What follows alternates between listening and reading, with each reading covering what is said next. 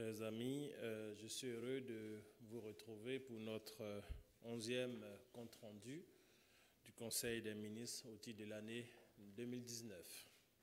À présent, le communiqué.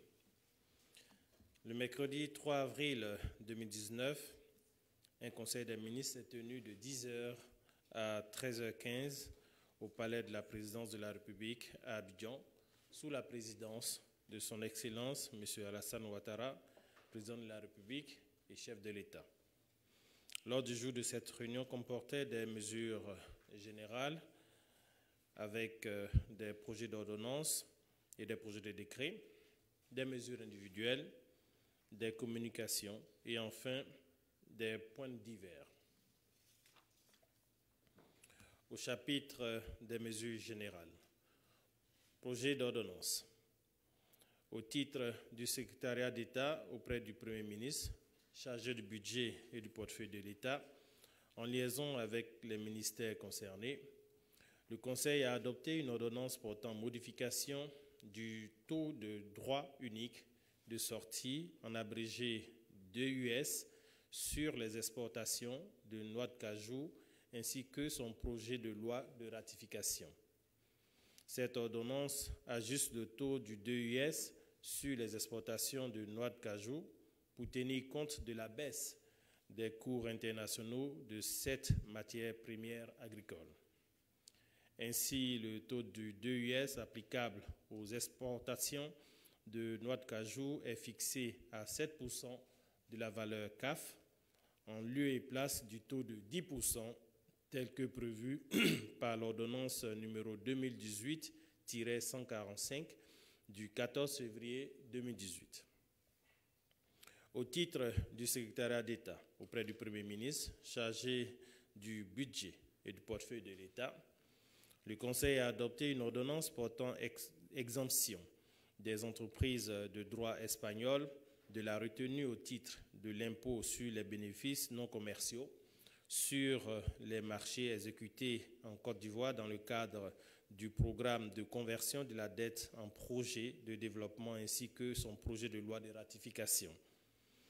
Le Royaume d'Espagne et l'État de Côte d'Ivoire ont conclu en octobre 2017 un accord portant sur un programme de conversion de la dette en projet de développement.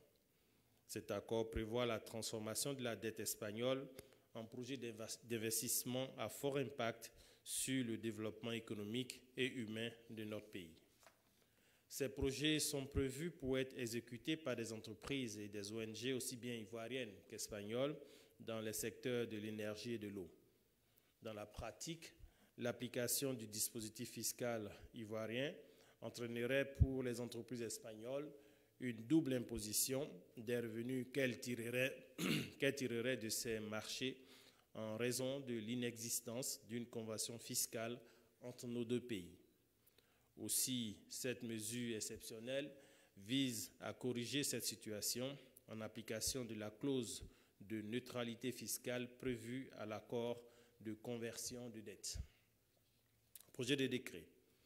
Au titre du ministère de l'Éducation nationale, de l'enseignement technique et de la formation professionnelle, en liaison avec les ministères concernés, le Conseil a adopté un décret modificatif du décret du 8 janvier 1992 portant organisation et fonctionnement du Fonds de développement de la formation professionnelle tel que modifié par le décret du 2 mai 1995.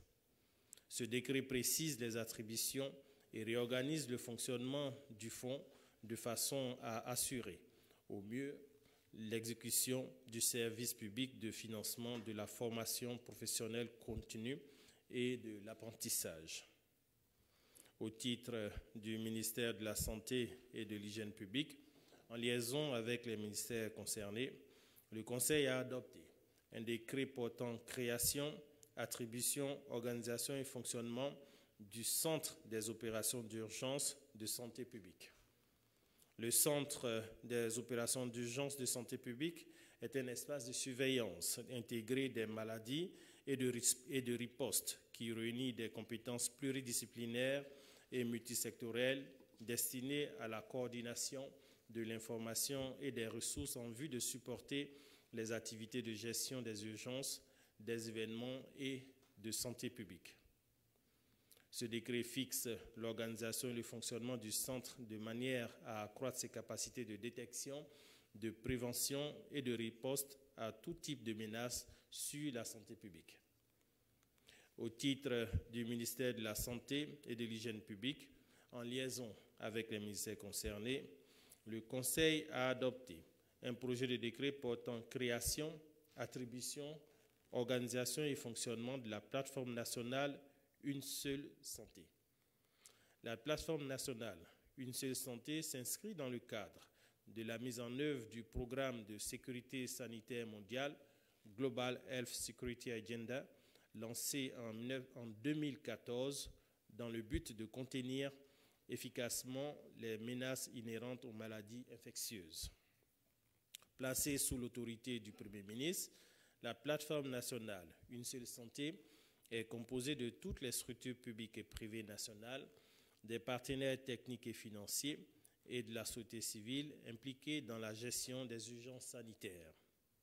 Cette plateforme a pour objectif d'assurer la protection des populations contre les menaces sanitaires à travers des mesures de prévention, de riposte et d'éradication. Elle est également chargée de coordonner les investigations et les activités de riposte lorsqu'un événement susceptible de mener à une crise sanitaire est identifié. Au titre du ministère de la Communication et des Médias, en liaison avec les ministères concernés, le Conseil a adopté 4 décrets. Un décret fixant les règles et procédures d'appel à candidature en vue des autorisations d'usage des fréquences de radiodiffusion sonore et télévisuelle. Un décret fixant les conditions d'exploitation et d'usage des fréquences de radiodiffusion sonore et télévisuelle, des services de radiodiffusion par câble, satellite ADSL, réseau multimédia et des stations terriennes.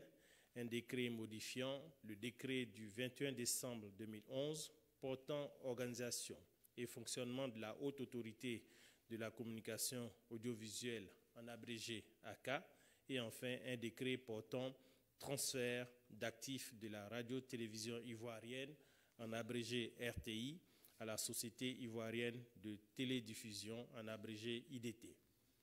Ces mesures s'inscrivent dans le cadre du processus de mise en œuvre de la stratégie nationale de migration vers la télévision numérique terrestre, en abrégé TNT. Elle consacre l'adaptation du dispositif réglementaire national relatif à la communication audiovisuelle aux changements induits par le processus de passage à la TNT.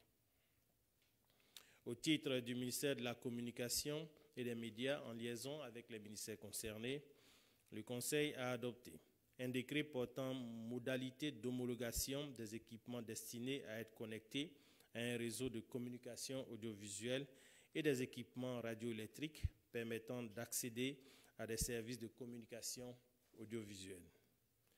Pris en application de la loi du 27 décembre 2017 portant régime juridique de la communication audiovisuelle, ce décret détermine les règles relatives aux opérations d'expertise et de vérification des prototypes des équipements et des systèmes de communication électronique destinés à la diffusion, à la distribution et à la réception des services de communication audiovisuelle. Ce dispositif permettra de s'assurer de la conformité de ces équipements aux spécifications techniques en vigueur en Côte d'Ivoire. Au titre du secrétariat d'État auprès du Premier ministre, chargé du budget et du portefeuille de l'État, en liaison avec les ministères concernés, le Conseil a adopté un décret modifiant le décret du 1er juillet 2015 portant procédure et modalités de gestion des projets et programmes financés ou cofinancés par les partenaires techniques et financiers. Ce décret modifie les procédures de gestion des projets cofinancés par les partenaires techniques et financiers en vue de relever significativement le taux d'absorption des ressources mises à la disposition de notre pays. À cet effet, il relève les seuils de signature et d'approbation ainsi que le seuil de compétence pour la signature des décisions de résiliation des marchés par les coordonnateurs des projets. Ces seuils passent de 200 millions à 1 milliard de francs CFA. Au chapitre des mesures individuelles.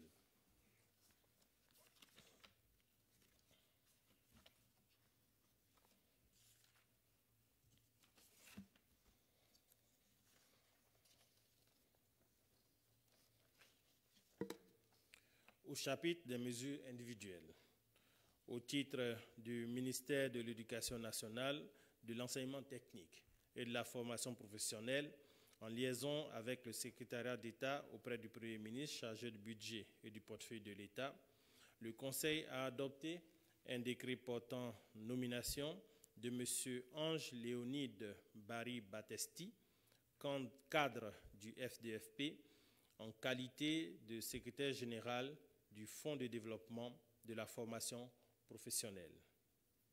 Au titre du ministère des Affaires étrangères, le Conseil a donné son accord en vue de la nomination de Mme Lugon Moulin-Anne en qualité d'ambassadeur extraordinaire et plénipotentiaire de la Confédération suisse près la République de Côte d'Ivoire avec résidence à Abidjan.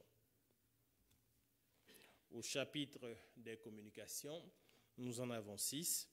Au titre du ministère d'État, ministère de la Défense, en liaison avec les ministères concernés, le Conseil a adopté une communication relative à la visite d'amitié et de travail du ministre d'État, ministre de la Défense au Portugal, du 18 au 23 avril 2019. Le ministre d'État, ministre de la Défense, effectuera une visite de travail et d'amitié au Portugal dans le cadre du renforcement des liens de coopération entre nos deux pays. Cette mission, qui fait suite à celle effectuée en février 2018 en Côte d'Ivoire par le ministre de la Défense nationale du Portugal, permettra de finaliser et de formaliser le projet d'accord de coopération de défense et de sécurité entre la Côte d'Ivoire et le Portugal. Au titre du ministère de l'Économie et des Finances, en liaison avec les ministères concernés, le Conseil a adopté 2 communications.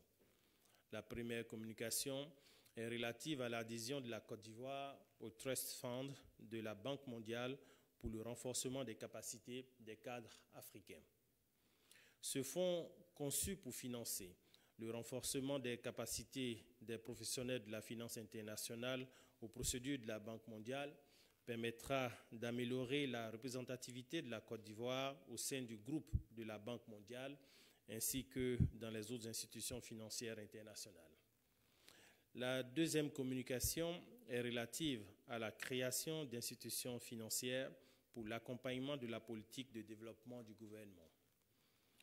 Dans le cadre de la mise en œuvre de la stratégie de développement du secteur financier, le gouvernement a décidé de mettre en place un écosystème financier dédié à certains secteurs d'activité tels que l'agriculture, l'industrie et la consommation.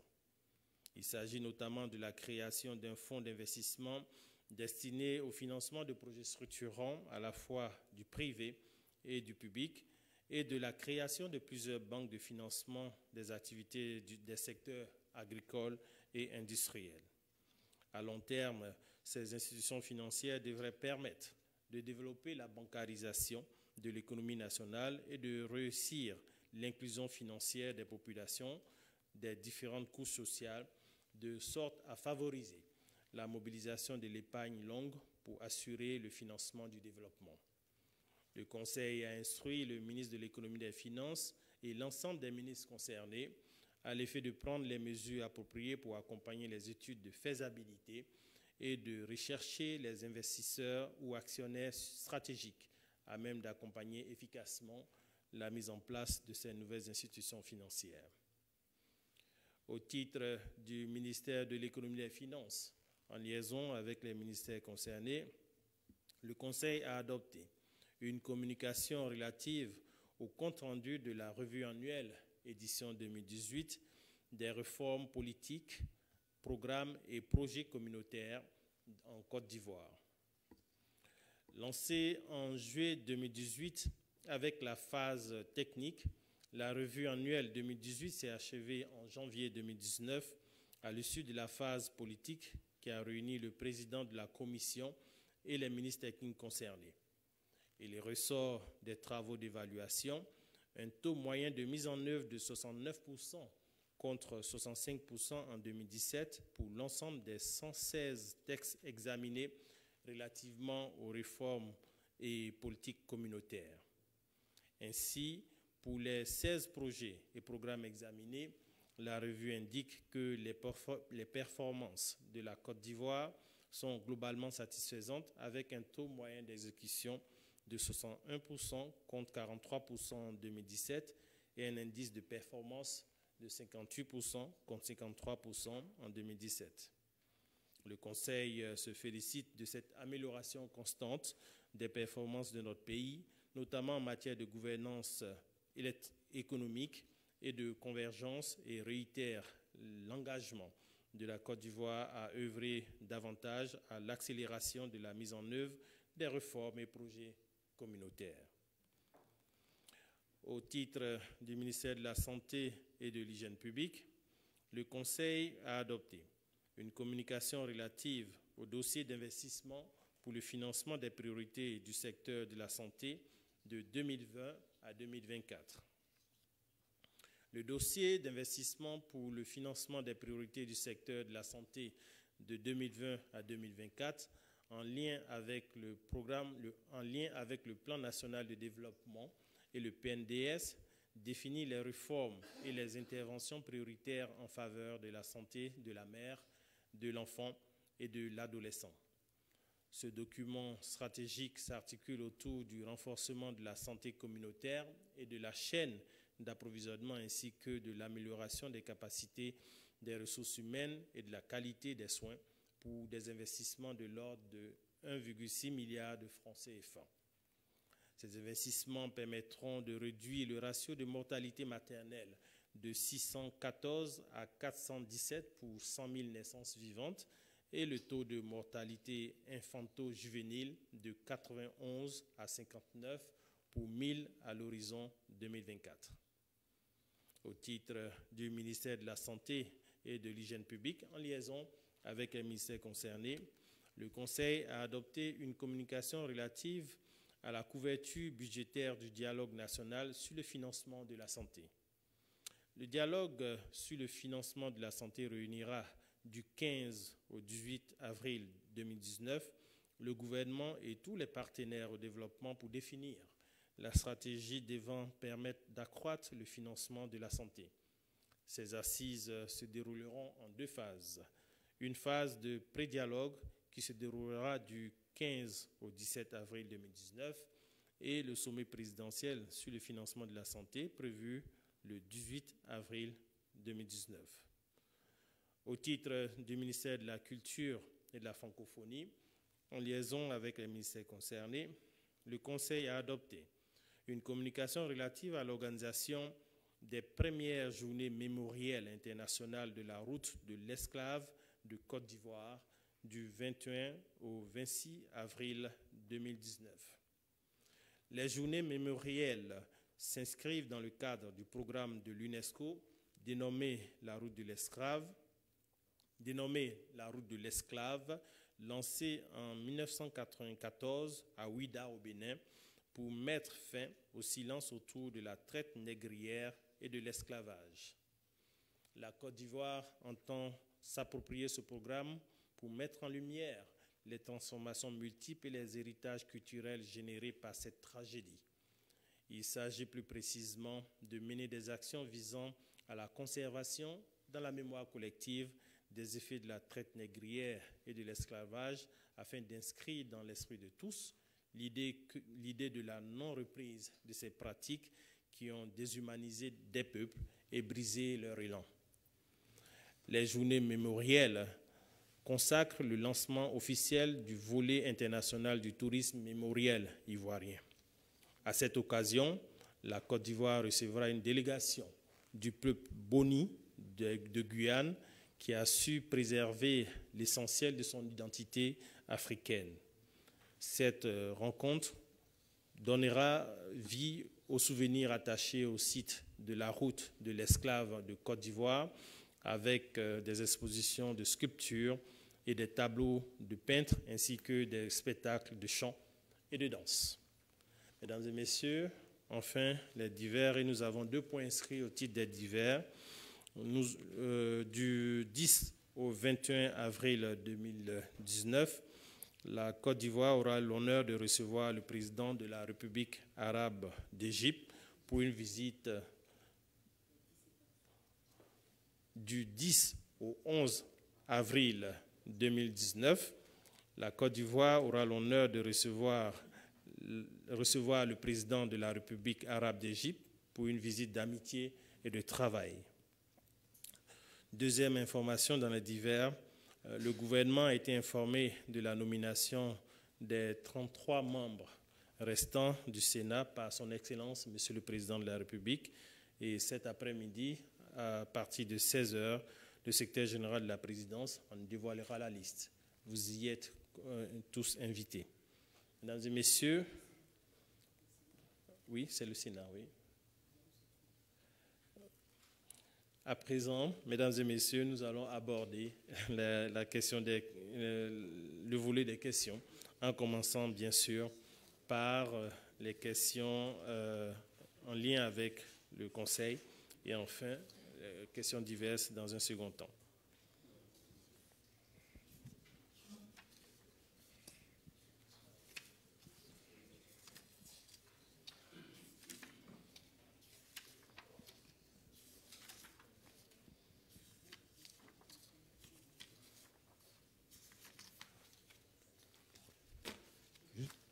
Bonjour, Monsieur le ministre. Oui, bonjour.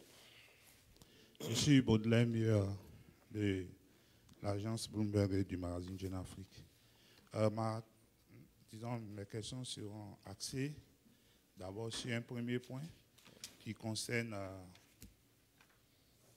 le projet de création de fonds d'investissement. Je voulais savoir, est-ce que ça sera un fonds souverain, comme on le voit dans certains pays? Et en l'état actuel, comment est-ce que ce fonds il sera constitué? Parce que là, vous avez dit qu'il y a des études de faisabilité qui seront faites pour voir les investisseurs ou les actionnaires qui pourraient rejoindre ce fonds. Je voulais savoir, est-ce un seul fonds ou plusieurs fonds? Parce que vous avez parlé d'institutions agençantes à ce projet. Est-ce que vous pouvez donner une idée claire et est-ce qu'en l'état actuel, on a la taille du fonds? Le fonds il sera doté de quel montant? C'est ma première question. Ma deuxième question. Vous parlez du fonds, le Fund Trust ou bien? Non, le fonds d'investissement. Oui. Vous avez parlé du fonds d'investissement au niveau. Oui, tout à fait. Voilà, c'est ça.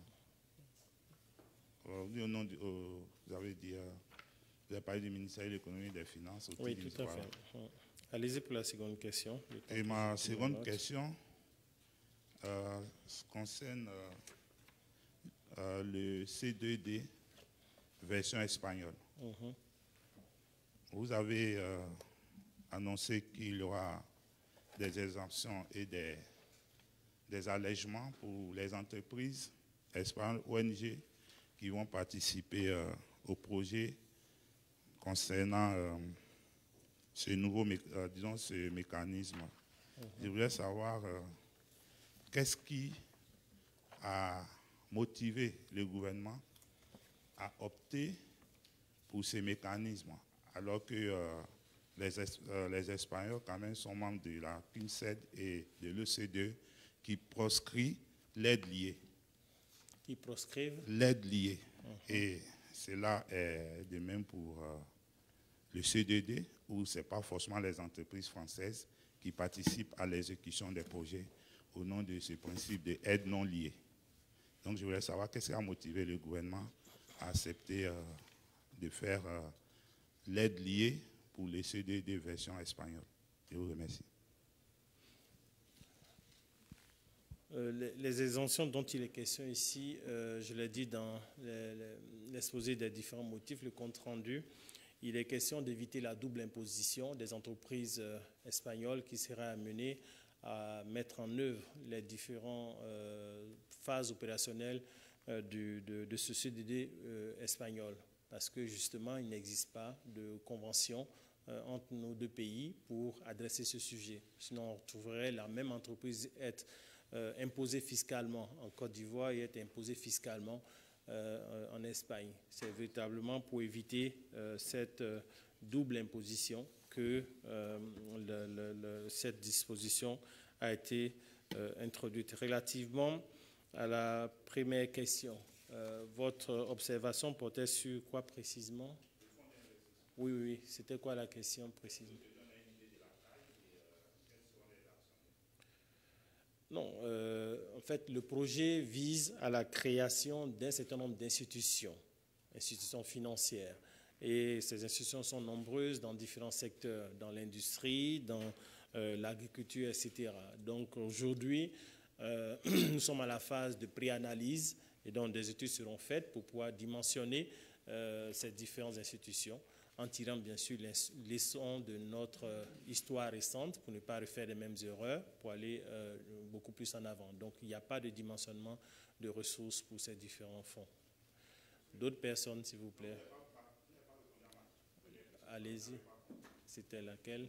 Je disais, pourquoi est-ce que la Côte d'Ivoire a opté pour l'aide liée dans le cadre du CDD espagnol? Apporter quoi? C'est-à-dire que ce soit spécifiquement des entreprises espagnoles, alors que dans certains cas, comme le CDD, c'est ouvert à toutes les entreprises. Ah oui, non, c'est ouvert, hein, c'est vraiment ouvert, aussi bien à la partie ivoirienne qu'à la partie espagnole. Donc il n'y a pas d'exclusivité pour les entreprises espagnoles, si c'est ça le fond de votre question. Mais écoutez, c'est une convention bilatérale, c'est tout à fait, mais bon, dans tout tas de cause, ça concerne la Côte d'Ivoire et la partie portugaise pour qu'elles puissent, pour qu'elles puissent arriver rapidement à stabiliser, mettre en œuvre, opérationnaliser les différents points d'accompagnement en termes de retour d'investissement. Merci beaucoup. Bonjour, Monsieur le Ministre. Oui. Touré Fousseni, quotidien Le Patriote. J'ai 3 questions. La première, c'est sur l'ajustement du prix de la noix de cajou. Vous avez parlé d'ajustement de ce prix en fonction du prix CAF de 7% au lieu de 10%. Je vais dire concrètement, qu'est-ce que cela va impliquer pour le paysan? Qu'est-ce que cela veut dire en termes simples? Ma deuxième question, c'est sur la création du Centre des opérations d'urgence de la santé publique. D'abord, quel sera le statut? C'est un EPA, un EPIC ou un EPH? Comment est-ce qu'il va fonctionner? Est-ce qu'on va créer, c'est un centre qu'on va créer de toutes pièces, ou bien c'est déjà dans les établissements sanitaires déjà existants, ou bien ça sera du modèle du centre de secours des Nzanois? Existe-t-il, ça sera un seul centre sur l'ensemble du territoire? Comment est-ce que ça va fonctionner? Et ma dernière question, c'est sur... Écoutez, il faut qu'on aille doucement. Hein. Bon, je vais bien répondre à toutes vos questions, mais attendez que je les prenne une à une. Hein. D'accord, monsieur. Voilà, s'il vous plaît. Donc, je vais répondre déjà à ces 2 questions, et puis ensuite, on donnera la chance à d'autres, et vous pourrez demander la parole pour votre 3e question. Si vous en êtes d'accord, bien sûr. Hein. Il n'y a pas de problème, on pourra revenir à vous. Donc, votre question portait sur, la première question portait sur le droit unique de sortie, le DUS, dont le taux a été revu à la baisse. En termes réels, en réalité, vous avez, il a été observé dans tous les cas que la campagne 2019 annonce un prix qui se situe aux alentours un prix à l'international qui se situe aux alentours de 1300 US $ à la tonne et en baisse par rapport à 1700 US $ à la tonne en 2018. En réalité, c'est la tendance, l'évolution baissière des différents indicateurs qui nous ont amenés à faire cette réanalyse du taux qui était initialement prévu à 10% déjà pour 2018. Donc pour cette année, pour ne pas avoir à pénaliser davantage les différentes exportations, pour pouvoir permettre de payer aux planteurs le bon prix, nous avons revu le taux du DUS à la baisse pour pouvoir entrer dans ces différents éléments de considération. C'est véritablement pour accompagner nos différents parents paysans. La seconde question portait sur le centre d'opération d'urgence de santé publique. Votre question portait sur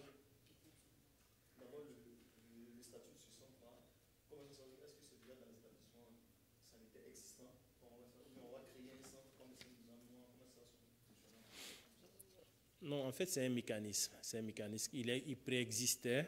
Et donc, aujourd'hui, le projet de décret qui est ici formulé vient restructurer et le rendre beaucoup plus opérationnel. Et ce centre s'appelle, pour ceux qui sont familiers avec ces établissements en termes d'information, c'est le COUPS.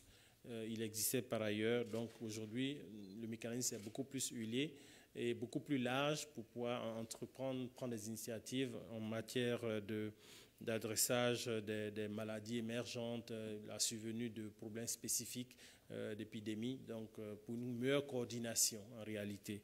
Donc c'est pour rendre beaucoup plus opérationnels les services rattachés à ce centre, pour que tout le monde se sente concerné, qu'il y ait une seule gouvernance qui puisse adresser les problématiques de santé publique qui pourraient s'opposer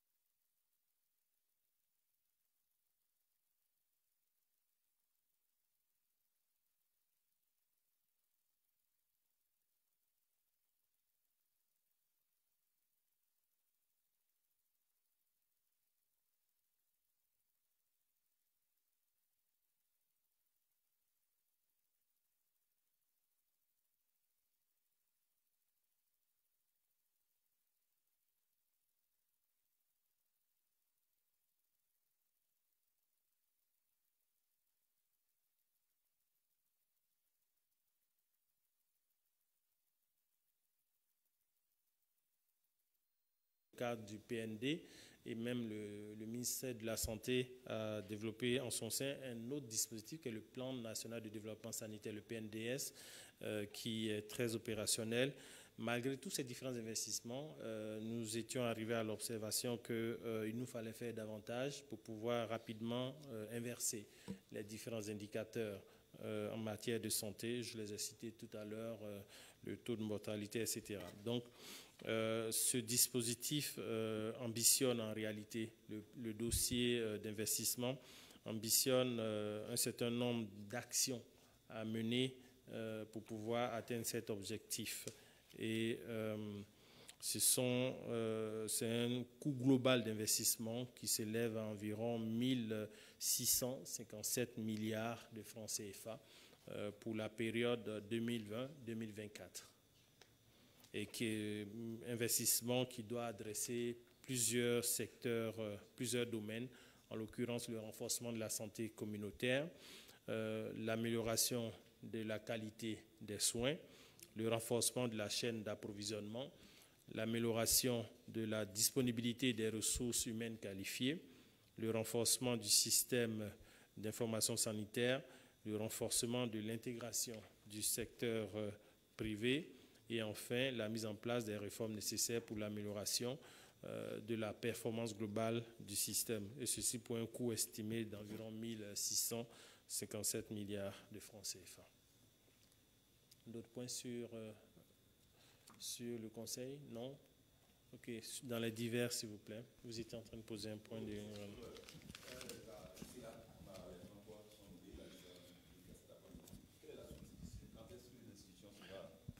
Quand est-ce que l'institution sera officiellement installée? Il est prévu, selon les indications qui ont été partagées avec le Conseil des ministres, que le Sénat soit installé solennellement le 11 avril à Yamoussoukro.